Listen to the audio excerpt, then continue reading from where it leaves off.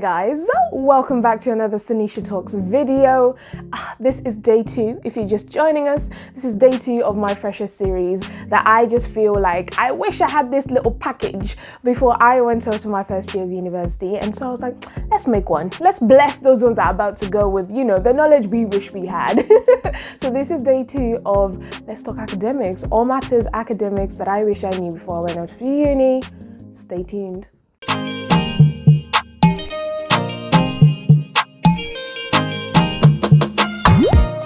So guys, let's kick it off. Number 1 is your timetable.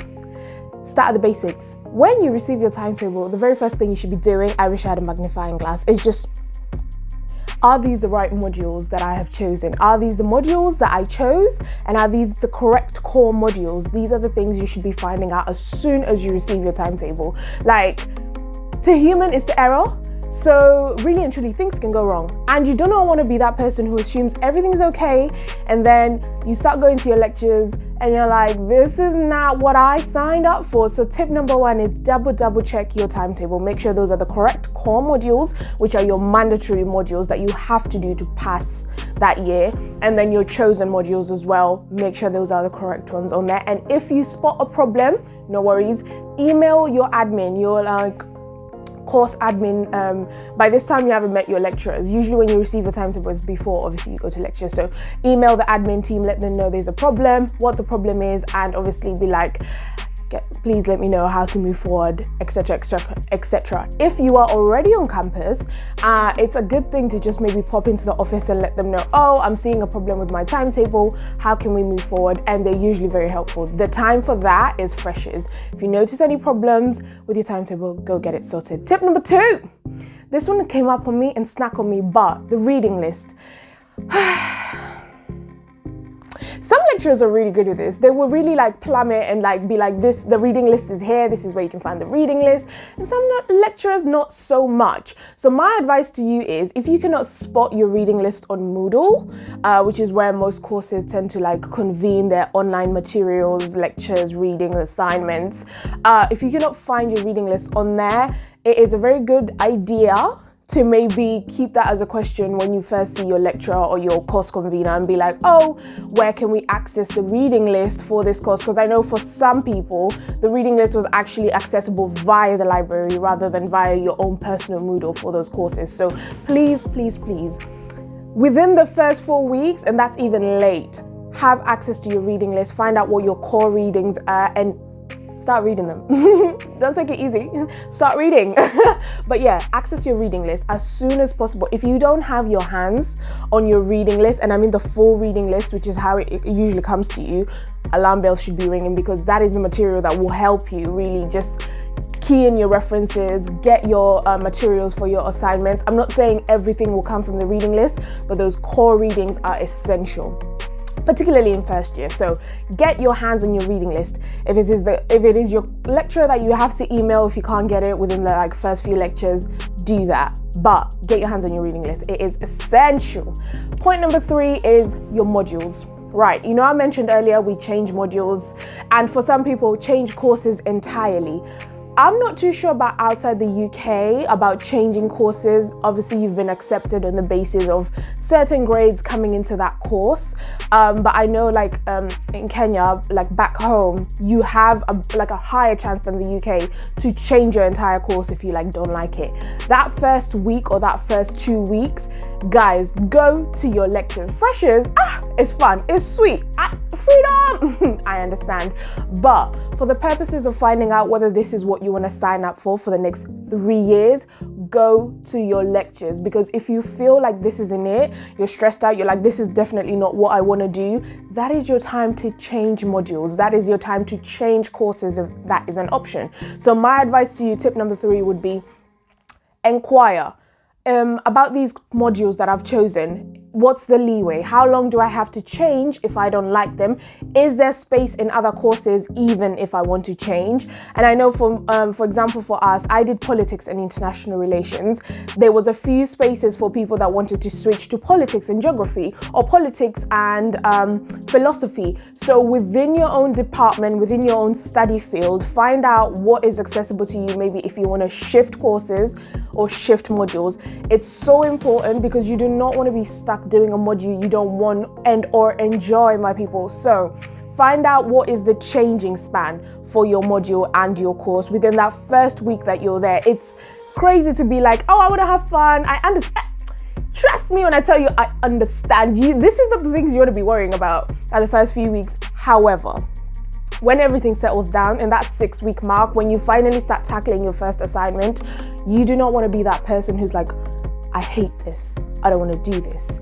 You know, it should come more like, oh, this is really challenging. This is difficult. I'm stressed out. I want to pull out my hair, but you know what? Bring it on. Like, it shouldn't be like a vehement hate for your course. And if you have the chance to change it, especially for my people back home in Kenya.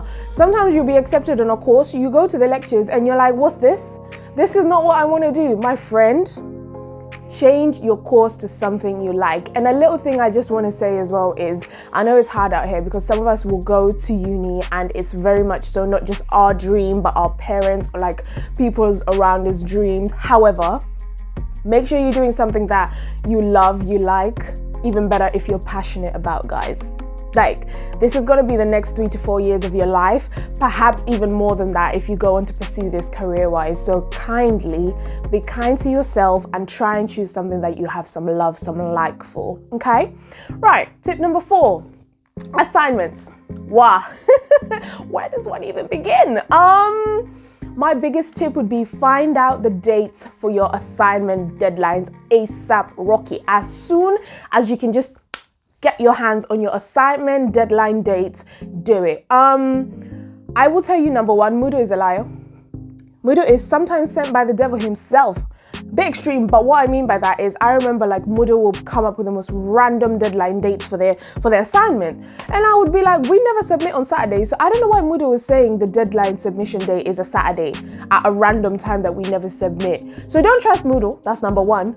Double check your assignment deadlines with the lecturer or your seminar leader as well. Like within the first, I would say 3 to 4 week mark, you should know your assignment deadline dates. Not unless the lecturer is holding back because you haven't learned enough material for them to release that. That should be the only reason that you do not know your deadline dates. Because number one, like I said, the dates and times on Moodles, like your Moodle submission portal, can be very, very wrong. Number two, you can have deadlines that coincide with each other. And if you have 2 deadlines due on the same day and you only find out maybe 2 weeks or 3 weeks prior, stress is going to be your middle name, maybe even your first name. And I don't want that. I don't want that to be you. So please find out when your assignment deadlines are so you can plan yourself accordingly. And an even better tip is put them in your calendar for maybe, I would say like 1 week, maybe 10 days reminder before the deadline, because life at uni can just pile on top of you and you just have those reminders in your calendar as well. When you flip on your own calendar as well, you can be seeing, put them in red. So when they're just blaring at you as well in your calendar. So definitely find out when your assignment deadline dates are. Don't trust Moodle. Another thing is find out if your assignment submissions are via online, whether they're just via online or whether you have to submit them in physical, like person as well. So it's 2020 something now, 2022, but even when I was at uni, the geography department, don't they suffer? They still had to submit some of their assignments physically. They still had to run and put their paper in the books. So please find out how you're meant to submit your assignment as well. Like, is it physical? Is it online? Is it both? Some places do both because of checking for plagiarism. So please double check how they want you to submit your assignment. Number 3 on assignment is find out what reference type your course uses. There's APA, there's Harvard, there is etc. There's loads of versions of references and each course will have a different type. Find out what yours is. Is it Harvard? Is it APA? What's the other one? Anyway, find out which one is applied to you. I only remember them because obviously mine was Harvard. So I recall that like this, and my friend's was APA. So like that's why, but find out why is this important. Number one, you need to know how to properly reference. You don't want to be losing 10, 15 marks for no reason. Referencing is one of the most easiest marks you can get from an assignment. Number 2, word count. if you happen to be one of the unfortunate individuals that have to do footnotes, double check if the footnotes count towards your word count, because that will just mess up the assignment. Just wow. So please, before you even start any assignment there, be asking your lecturer, your seminar leader. Don't ask your friends. Ask the people that will be marking. Ask your lecturer, ask your seminar leader.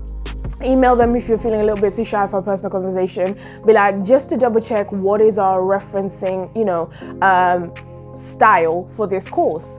Find out so that you're not just moving anyhow, anywho out in these streets, and then you lose marks, precious marks, like 5-10 marks for no good reason that you could have just had in clutch. And if you find out your reference style and you're like, I really don't know how to do this, email the same people and be like, I'm so sorry, can I have a guideline on how to do referencing, how to do this particular type of referencing? Don't be afraid. Hey, everybody's an amateur. That's why we're first years. Everybody's an amateur. So ask the silly questions, because there are no silly questions. Ask them. So assignments, what else would I say to you guys about assignments? When you're doing your reading for assignments, I found this out the hard way. The uni internet has access to journals and academic writings instantly, because it's the uni internet. You don't have to do this useless typing of username, password, and then being rerouted. It's fine if you have to do that when you're at home, but if you do your reading and download your articles at uni, you don't have to do all that hassle of logging in, because the uni intranet logs into these academia journals automatically. You don't have to do some logging in and stuff. You can download these at uni and then do your reading back home or something if you need to. So medical journals, social science journals for your research for assignments, if you do them at the library or search them up at the library, download them, then you don't have to do all this nonsense logging in. And sometimes even when you log in, it will tell you, oh, you don't have access.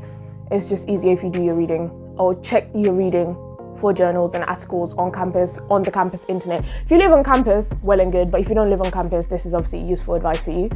And my last thing on assignments would be use Google Docs. Microsoft Word. Let me just say that when you lose over 1,000 words of an assignment is when you will truly know madness can knock on your door. Madness can just at your door sooner rather than later. So save yourself the hassle. Do your assignments on Google Docs, because it's just easier. Everything is saved and it's just it's less stress and you're not too worried. And of course, you can download into Microsoft Word straight after you're done. Double check your word count on Word. But yeah, so that would be on assignments. Tip number 5 is lecturers and seminar leaders. Listen, this was one of the biggest transitions in terms of teaching styles, approach to teachers. And I call them teachers very lightly, because I would say that the biggest tip is shift your mindset on how you view your lecturers. Go from, okay, I'm a teacher, they're a student, which is the case, but it helped me to look at them as seniors in my field of study. So for example, I did politics and international relations. My lecturers are active leaders in research and academic literature within that field. Therefore, they're my seniors and I'm their junior, because at the end of my course, I did a dissertation. I did a piece of academic literature. You're their junior. In whatever study field you're doing, your lecturer is your senior. It just shifts your perspective a little bit to a more mature, and I feel you view them in a different respect, and it also kind of gets rid of anxieties, because it helped me to kind of look at lecturers more of, these guys want to walk with me in my journey of success, because they're my seniors in this field of study. So maybe shift perspective of how you looked at teachers and stuff from high school and sixth form and college, because it's a lot different. And lecturers are your seniors in your field of study. So it's nice to kind of approach them in a mature, respectful way, but also proactive way, because they're working and actively involved in terms of research and academic literature in the field that you want to go into. So that's always that's always a shout. And it's very encouraging. Another thing is, don't be afraid of your lecturers. Like I said, these guys want to walk with you in your journey to success. Like I said, they're your seniors in the field. You're their junior. They don't want to be they don't want you to fail. like you're now one of them in a sense, so like they don't want you to fail. So don't be scared. Approach these guys, ask them questions. You know, if you don't understand anything, don't be afraid. Honestly, everybody starts somewhere. Even your lecturers were once you. If you think about it like that, you'll never be afraid to ask a question. Everybody starts somewhere, so ask the relevant questions. Don't be afraid. Ask those questions. Another thing I would say is find out your lecturers and like course conveners, stroke seminar leaders, whatever applies for you, whoever your access person is that is delivering the course material or teaching. Find out their office hours. An office hour is a time slotted out of like a lecturer's timetable time, and for your lecturer group, it's that time for you to go and see them, ask them questions, anything concerning you about the course, go and speak to them in the office. So find out what your lecturer's office hours are, because this is the time you're going to be like, if you don't understand maybe like assignment material, that's the time you go and ask them. If maybe you're not sure about how you're about to execute an assignment, like you go with your plan and maybe they can tell you you're doing that right, or maybe you're not quite doing that the right way. So office hours are really, really important. Find out when those are. And yeah, I think that would be it for me with like lectures. Again, guys, these are your seniors in your field of study. Like, do not be afraid to approach them, ask them those questions. They really do appreciate a student that is proactive, engaged, and passionate as well. So like, just shift your mindset a little bit. And once you start to view them as a senior, like it's different. At least it was different for me. I started to have just different sort of conversations away from even just their lectures, but like where their study and field is, very interesting and like good conversations around those topic areas. So yeah, point number 6 is go to your lectures. Go to your lectures. I've already referenced this already when it comes to like your timetable and module changes and course changes. Go to your lectures, guys. First year is one of the easiest years. It's 40% usually like pass mark in the UK at least. So you don't really have to put a lot of effort, but that lack of effort will reflect in your transcript when you finish. Don't forget, they don't just print second year and third year. They'll print first year, second year, third year, fourth year. So put as much effort as you want to reflect in your transcript, and I feel like that will translate to you doing better than a 40% because you can. Just because you can slack doesn't mean you should. So go to your lectures, and like the people doing your lectures often will be setting your exam questions, so you will know what they like, you know what they emphasize if you go to the lectures. And then number 2 is find out if your lectures are recorded, just because like sometimes a lecture can go by and you're like, I didn't understand a single piece of content. Recorded lectures you can go back to. It's not for you to slack, but obviously if you're unwell and you can't make it, it does make like that life easier for it to be recorded. One thing that I will tell you is seminars are most often not recorded. These are the smaller sessions where you meet as 10 to 12 of you with a seminar leader and you just go more in depth on what was like talked about or taught in the lecture. I don't think I've heard of seminars being recorded yet. Go to your seminars, because if you have like a specific view on how maybe you want to break down an assignment question, you can bring that up in a seminar and people will also pitch, and like you'll be able to see what sort of point of views you're missing or how maybe you can tackle those questions better. Go to your lectures and go to your seminars. It will benefit you. They're actually like, it doesn't cost the seminar leader and lecturer anything to not like to you. They can just sit there and be on their phone, but it's you who's going to lose. So go to your lectures, go to your seminars. It does make a difference. And also just on that point of, if your first year is 40% mark, do better because you can. And also if your first year counts, that is your easiest year. So grab those credits and grab those marks while you can. If your first year counts to the whole of your degree, your first year is going to be your easiest year because it's going to get progressively harder. Grab those points, grab those credits while you can, okay? And like go to your lectures. It's going to make it easier for you to do that. What else would I say? Get social. Tip number 7 would be get social. Definitely add people from your course on socials, Instagram, Snapchat, whatever, like get their number if you're feeling brave comfortable enough, because like when you have questions, these are the people you reach out to. They're going through the same thing as you. If there's a group chat, join the group chat. Usually people will ask like if there's something really confusing, or like something suddenly changes, or like lecture location has changed, some people will put it in the group chat as well. So like if there's a group chat, join it. If you're not comfortable with like group chats and stuff, add people on your socials and all this good stuff. It's so important. Like when you're stuck, or maybe when you have a question, like when you're in the library, maybe you know somebody else is in the library, or importantly, books. Books, like when books start like flying off the shelves in the library and all the books you need have been checked out, it's good to check with other course mates. Oh, like, do you have access to this book? Can you, like, if you're in the library, can I come and like borrow it from you for like check a few pages and then give it back? Like, add your course mates, get social with your course mates, because again, you're going through the same trenches and you can help each other out. What else would I say? Personal tutors. This was a big one for me. Your personal tutors are actually like, they're the bridge between your academic life and the rest of it.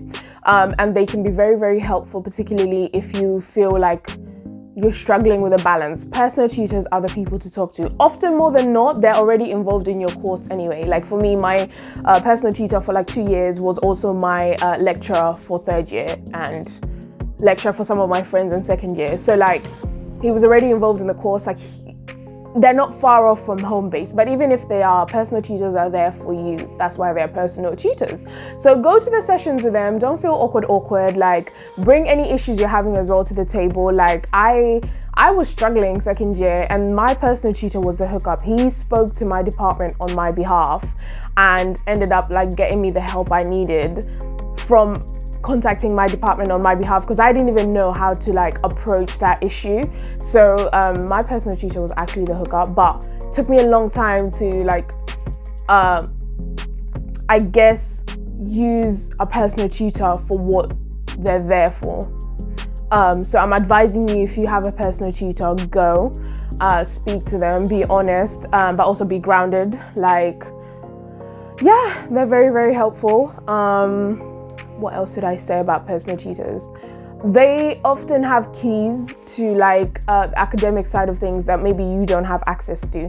So speak to them, like genuinely. I didn't even know we had like counselors within the uni until I spoke to my personal tutor, and he was like, you know, we have like counselors for this stuff. And I was like, on campus? And he was like, yeah. He was like, go speak to your department and they'll give you a leaflet. And I was like, oh. So like, these resources are put there for you. Utilize them, definitely utilize them. And my last tip is type through the tears. Way. I cannot tell you how many times I was click-clacking on my keyboard while crying at the same time. I was like, we gotta multitask, baby girl. We gotta get it over and done with. Like, the stress will come at you, and obviously people handle stress differently, but my biggest tip would be type through the tears, because that's what I did. I'm like, we ain't got time to waste. I don't have time to cry, break down, have a headache, and type my essay. So what will I do? I'll just be typing while crying. When it gets a little bit blurry, you just and carry on typing.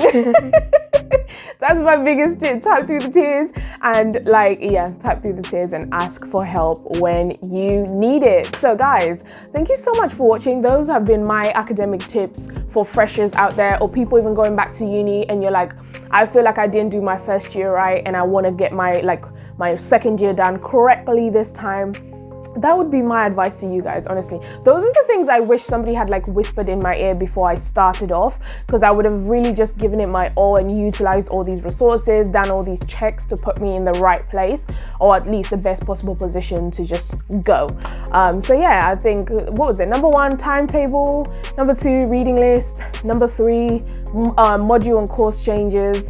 Number 4, assignments. Number 5, lectures and seminars.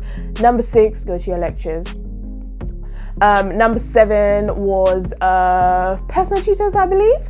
Number 8 was get social, and my biggest advice of all, type through the tears.